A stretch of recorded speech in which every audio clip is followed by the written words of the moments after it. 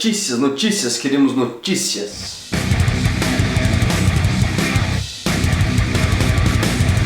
Senhores, tudo bem? Eu sou o Luiz Fernando Pierotti, você está no Casalidade. Hoje é quarta-feira, é dia de falar sobre as notícias do MMA, certo? Depois de 4 eventos de MMA num final de semana só, a gente tem algumas coisas para comentar, então vamos começar rápido, beleza? A primeira notícia dessa semana é que Cris Cyborg foi a público falar que só bate 63,5 kg de novo se for numa luta contra a Ronda Rousey. O que a gente já esperava está sendo dito de novo, né? Essa eterna briga entre a Ronda Rousey e a Cris Cyborg para ver quem que é a rainha do MMA de todos os tempos continua repercutindo, e a Cris Cyborg diz que não bate mais 63,5 kg do UFC, do peso casado do UFC, né? Não é categoria nenhuma específica.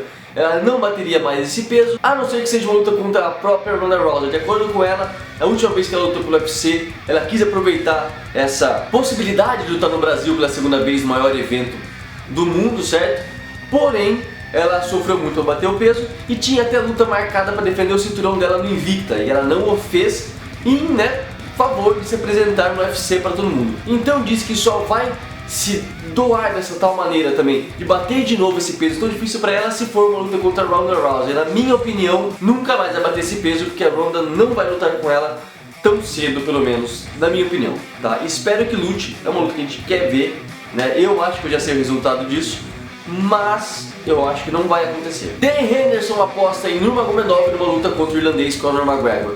Logo após o UFC 205, né, tão falando do UFC 205, o velhote do MMA, Dan Henderson, se pronunciou para dizer que ele achava que aquele russo, de acordo com ele, aquele russo que ele não sabe dizer mais ou menos o nome, como que é, Magomedov, percebe-se que as pancadas na cabeça do Dan Henderson já estão começando a fazer efeito, que ele vê uma vantagem muito grande do russo contra o irlandês numa luta, porque o jogo de chão do Nurmagomedov teria uma vantagem contra o jogo em pé do Conor. Essa é realmente uma situação a ser analisada, porque, de forma geral, se o Nurmagomedov conseguir apresentar o que ele demonstra que ele faz com todos os lutadores, que é jogar pro chão e fazer um ground and pound, ele teria sim uma vantagem gigantesca contra o Conor McGregor. Acontece que a última luta dele contra o Michael Johnson nos trouxe um pouco de receio sobre a situação toda, depois que no primeiro round ele tomou muitos socos da cara, chegou até a ficar um pouco tonto, pelo menos na minha opinião. Então ele teria que sim jogar o Conor McGregor pro chão no começo, mas tomar muito cuidado para não se abrir nesse processo, né, de encurtar a distância, porque um soco do Conor pode sim nocauteá-lo, tá? E daí a gente teria outra zebra e tudo mais, e a gente tem aí pontos altos e pontos baixos de um jogo dos dois lutadores, e que eles teriam que trabalhar muito para tentar impor o seu jogo e anular o ataque do oponente. O UFC diz que quer no Brasil em 2017 3 eventos. De acordo com o maior evento de MMA do mundo, o Brasil vai ser presenteado com 3 eventos em 2017, sendo 2 Fight Nights e um de número mesmo, né, pré-determinado para valer cinturão, como foi o de Curitiba do Verdun contra o Miocic. Acredito que é uma decisão acertada, porque quanto mais eventos você coloca simplesmente por número, por quantidade de eventos no Brasil, tende a ser menor a qualidade, como aconteceu nos últimos tempos, aí, tantos eventos, tantos Fight Nights acontecendo e com uma qualidade não tão boa.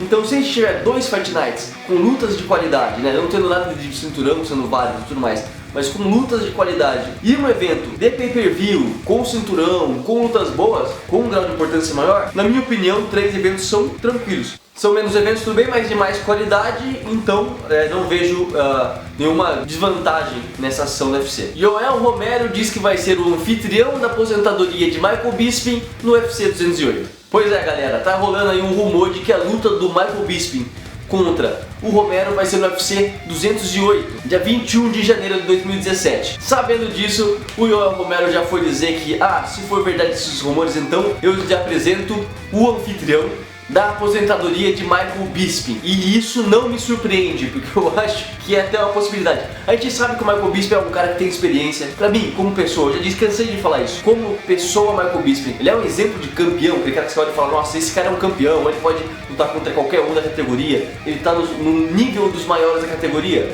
Não, pra mim não é isso. Ele não é um campeão dessa forma, mas ele pode causar algum tipo de dano no Yoel Romero, ele pode fazer um contra-jogo, ele já é muito experiente, ele vem de muito tempo de luta, tá? Mas o universo conspira para uma vitória do Yoel Romero, principalmente depois do que a gente viu ele fazer com Chris Weidman e com o Jacaré. Mas o Romero é desonesto, ele faz umas desonestidades na luta. Verdade, ele faz desonestidades na luta. Mesmo sem um jogo sujo, ele venceria o Michael Bisping, na minha opinião. Rashad Evans fora do UFC 206. o UFC 206 em Toronto teve de novo, né, o Rashad Evans fora do card. Dessa vez por decisão da Comissão Atlética Canadense de MMA.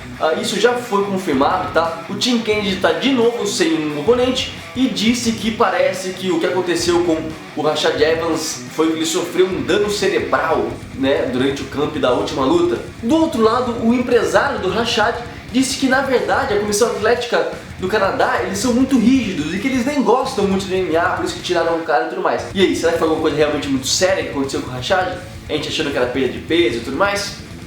Vamos descobrir logo mais. Fedor Emelianenko no Bellator! Sim, meus amigos, vocês estavam me perguntando e esperando quando veríamos o Fedor no UFC ou talvez no Bellator e tudo mais.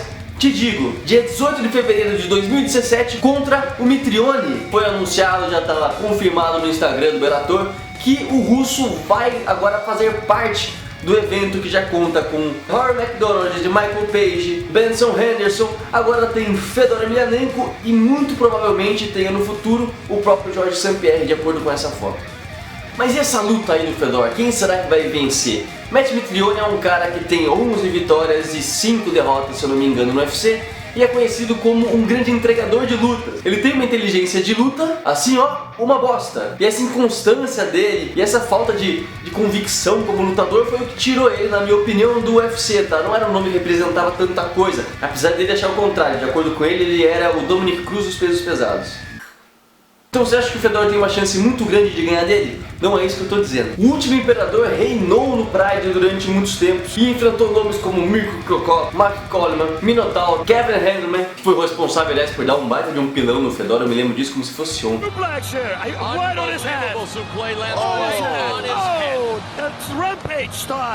Porém, pessoal, a maioria dessas lutas são lutas que ocorreram há 11 anos atrás, em 2005, em 2004, em 2006. Então faz muito tempo e o Fedor não é mais o último imperador há muito tempo. Depois de perder a invencibilidade para Fabrício Werdum, ele teve mais uma sequência de 2 derrotas, pro Antônio Pezão e pro Dan Henderson.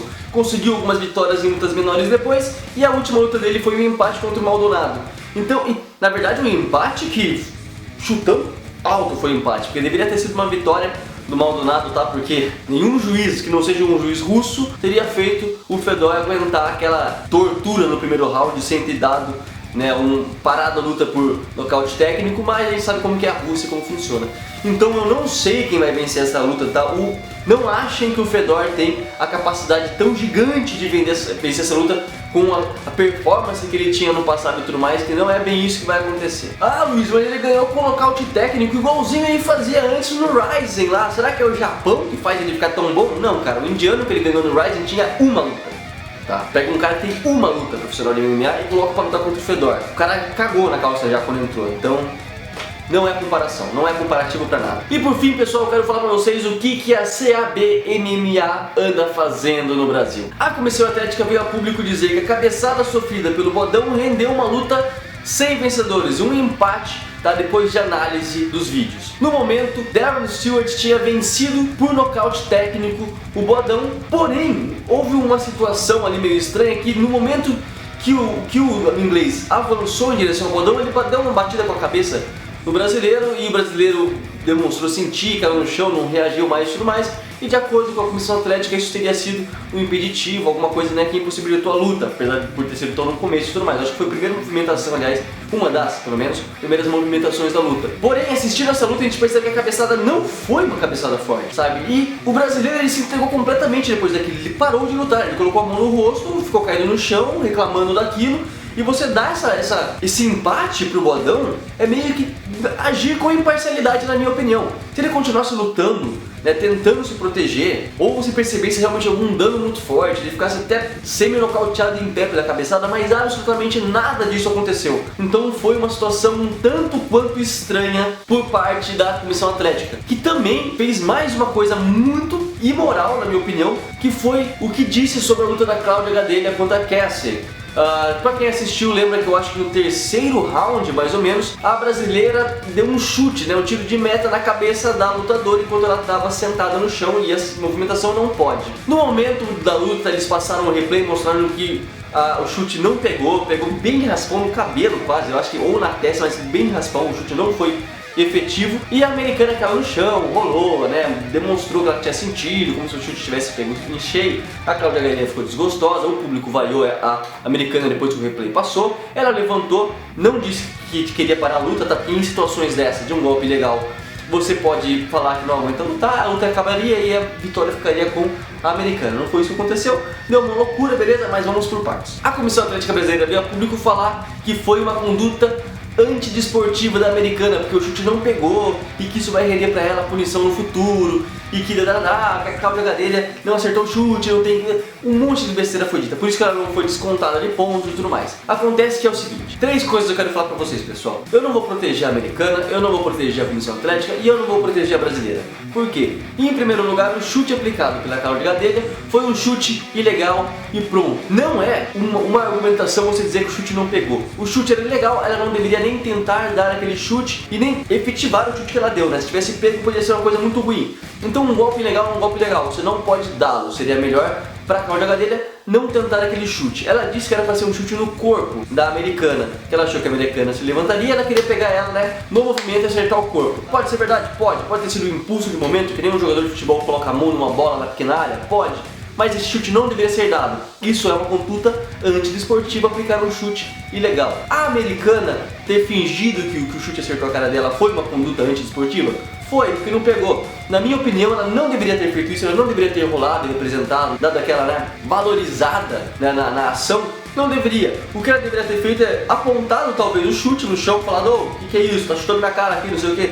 E talvez essa ação focasse muito mais na ilegalidade do golpe do que no momento, né, da luta, no que se pegou ou não, se estava fingindo ou não, e poderia ter descontado os pontos da Cláudia Gadelha. Então a americana também agiu com uma atitude antidesportiva, na minha opinião, e o principal aí foi a imoralidade da CABMMA, né, a Comissão Atlética Brasileira de MMA, que não deveria ter dito isso, sabe? Protegido alguém e falado mal da lutadora, que ela fingiu, não sei o quê. Porque ele é um órgão que tem que zelar ali pelo esporte, não pelos lutadores brasileiros, né? Por todos os lutadores que vão praticar o esporte no Brasil. Então foi uma coisa absolutamente medonha e horrível, na minha opinião, que a Comissão Atlética Brasileira fez. Fica aqui o meu desgosto pela ação da Comissão Atlética, que eu achei que foi lamentável. Pessoal, eu queria falar mais algumas coisas, porque a gente teve 4 eventos de MMA na última semana, é bom a gente falar um pouquinho sobre cada um. A gente teve o Bellator 65, que foi um Bellator com lutas muito empolgantes, não sei o que, mas eu queria falar sobre 2 lutas especificamente, tá? Primeiro, todo mundo comentou, e tem muita gente que comenta e pede pra falar do Michael Page,